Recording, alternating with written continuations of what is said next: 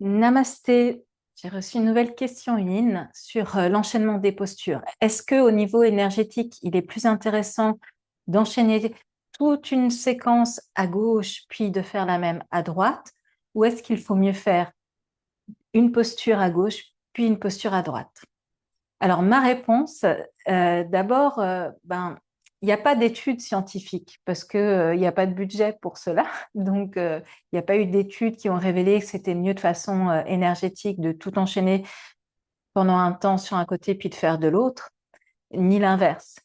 Euh, Moi, parfois, j'aime bien, dans ma pratique personnelle, enchaîner peut-être deux postures, pas plus pour pas complexifier la séquence, mais deux postures d'un côté, puis de reprendre l'enchaînement de l'autre, parce que pour moi, ça amène une certaine fluidité, une certaine euh, harmonie, hein, je dirais.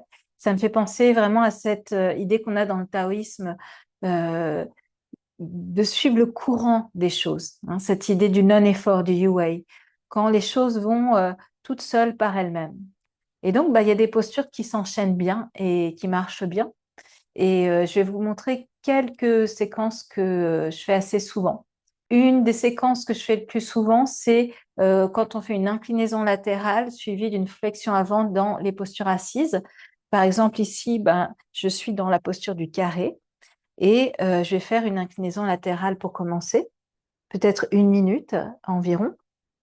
Et en deuxième partie de posture, ce que je peux faire, je me tourne pour que vous puissiez me voir, c'est de faire la flexion vers l'avant, avec bien sûr tous les supports qu'on peut installer.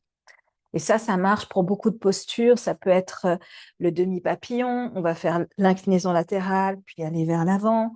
Ça peut être dans le lacet, on va faire ça aussi, inclinaison latérale, aller vers l'avant.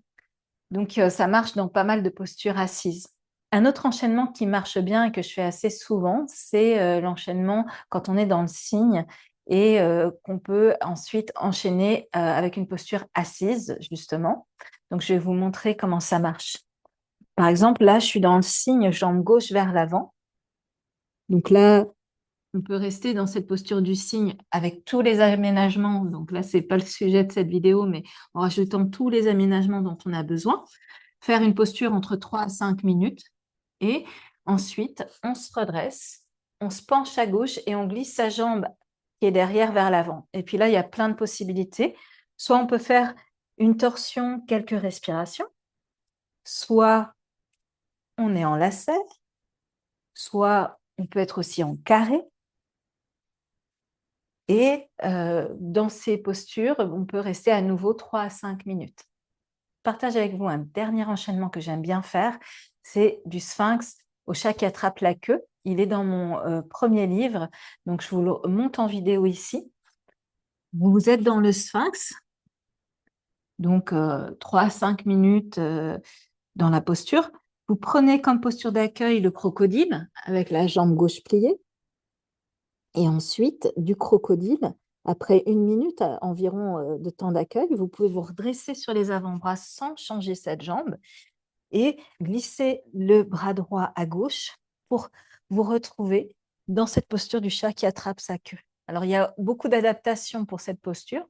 Là, je vous montre la version la plus intense, mais voilà, on pourrait avoir des supports, aller moins loin, faire une simple torsion aussi. Et puis, une fois qu'on a fait ce côté-là, on revient sur le ventre. On peut reprendre un sphinx ou même un phoque si les personnes souhaitent aller plus loin. Moment d'accueil, crocodile jambe droite. Et puis, après 1 minute de temps d'accueil en crocodile, même chose, on glisse notre bras gauche, cette fois-ci vers la droite, et on rentre soit en torsion, soit en chat qui attrape la queue, et on utilise les supports dont on a besoin. Donc, je vous ai présenté mon top 3 d'enchaînement de posture, ce que je fais le plus souvent.